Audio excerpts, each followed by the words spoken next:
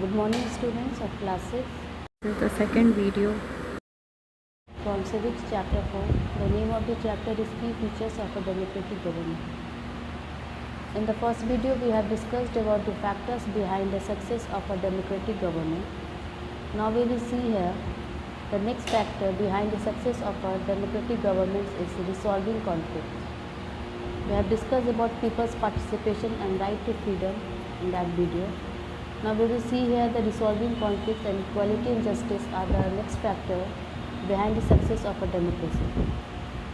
What is conflict? Conflict means when people of different castes, religions, regions or from different backgrounds, they disagree with each other and they feel discriminated is called as conflicts. Some of the conflicts which are usually take place in our society. First one we can see the religious provocations. When taken out by a particular rule may not be liked by the people belonging to other religions or caste. It can lead to conflict and create tension also. The next conflict we can see use of river water is a constant source of tension between two more states. There was a dispute over Kaveri river water involving the state of Tamil Nadu and Karnataka. This dispute was between the two states, Tamil Nadu and Karnataka. By this disputes belong to the sharing of river water. These two states did not come to a conclusion over the sharing of river water, sharing of water of the river Kaveri.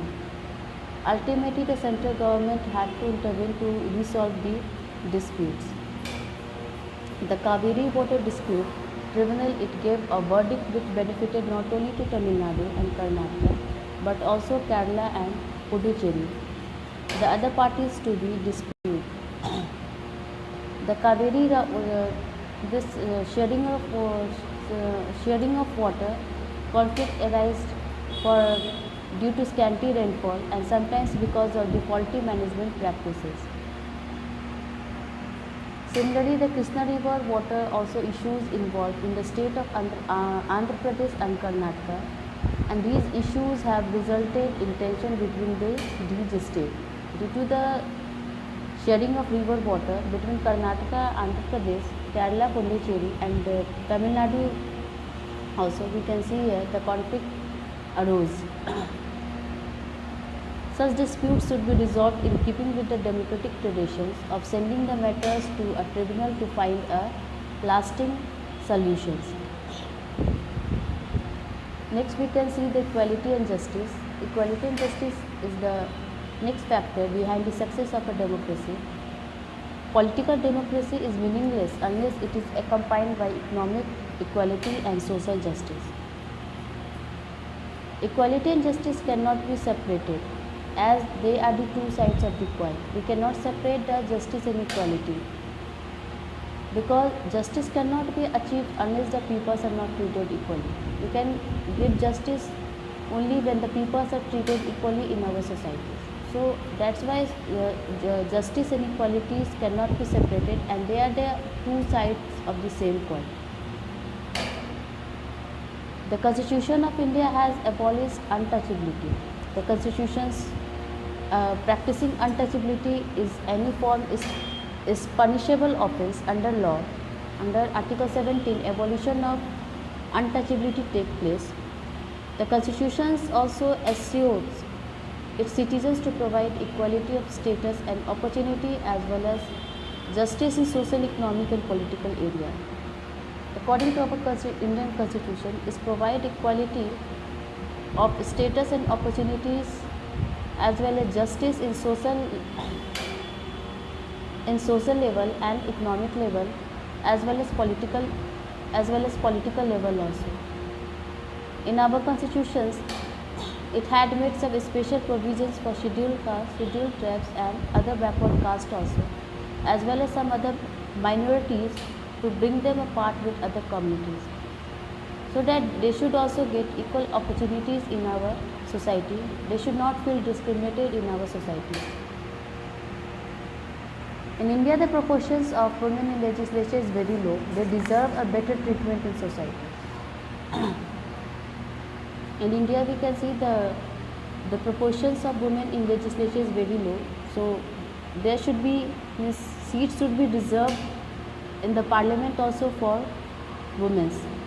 Constitutions of our country contain several provisions to protect women along with the weaker sections of the society. Weaker sections, it means the sections, the people which comes under the scheduled caste, scheduled tribes and OBCs. So they should also get equal opportunities, and especially for women, they should get protected in our society. Special policies and laws have been made by the government to attain this goal. Some policies were made by, some rules and regulations have been made by the government to attain this goal for the weaker sections of our society. Now we can see here the homework. The first is very short answer question. What is a representative democracy? So the representative democracy is a democracy in which people do not govern directly. They act on the behalf of, representative act on the behalf of the people. So representative democracy where people elect their representatives to run the government. Why are elections held at regular intervals in a democracy? We know the elections are held at regular intervals in a democracy, so the power of the government is controlled by the people. Elections are held at in a regular intervals, so the power should be controlled by the government, and a government is formed for a fixed period of time. In India, we have tenure for the government only 5 years, but in America, the tenure for the government is 4 years. What is the normal tenure of a government? The normal tenure of a government is only 5 years. What do you mean by a democratic government? So a democratic government refers to a representative government in which power lies in the hand of the people, or we can say power of the people. Democracy means power of the people, where people of a country do not participate directly. They elected their representatives, and representatives act on the behalf of the people is called as a democratic government. Who form the oppositions in a democratic government? So after election, the political parties which are not able to get majority remain outside the government and together form the oppositions party. The party which are not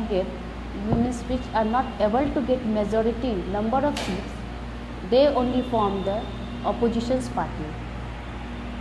Now we will see short answer questions.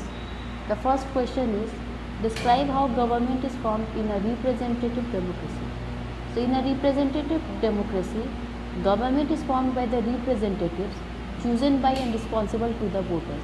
Means representatives are chosen by the people. The voters do not rule directly. Means people do not rule. They do not govern directly. The voters elect a representative to act on the behalf in governing in the political society. On behalf of the people who governs their representatives act on the behalf in governing the political society. Next question is, distinguish between government and oppositions, and the second is a majority government and a coalition government.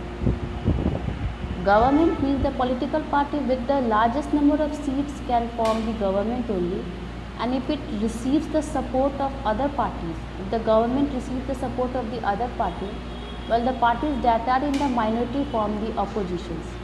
So government means the party, the political party which achieves number of votes, number of seats, they can only form the government, and oppositions means those parties which are not able to get majority of seats, they only form the oppositions party. The next question is a majority government and a coalition government. The difference between majority government is the governing party which having majority of seats in the legislature. Those government which have number of seats in the legislature, in the parliament, they are called as majority government, and coalition government is that government which form means when number of parties join together and form the government is called a coalition government. Next question is, how do conflicts occur in a society? So conflict, it takes place when people of different caste, religion, reasons or different backgrounds, they are disagree with each other and they feel discriminated also. In this way the conflicts occur in our society. Sometimes this conflict, it turns violent and it creates tension and insecurity in the mind of the people also. Next question is, how do people draw the attention of the government to their issues? So we can see here the people use various methods to protest against the functioning of the government. Like they can form public meeting, dharnas, strikes they can do, and signature campaign also to draw the attention of the government to their issues. Next question is, what are the various ways in which people can participate in the process of government? So the various ways in which people can participate in the process of government are as follows. By taking interest in the working of the government. First, we should take interest in the functioning of the government, that government is working properly or not, and if we are not satisfied with the working of government, we can change the government in the next elections. Next, by criticizing the government on various unpopular issues.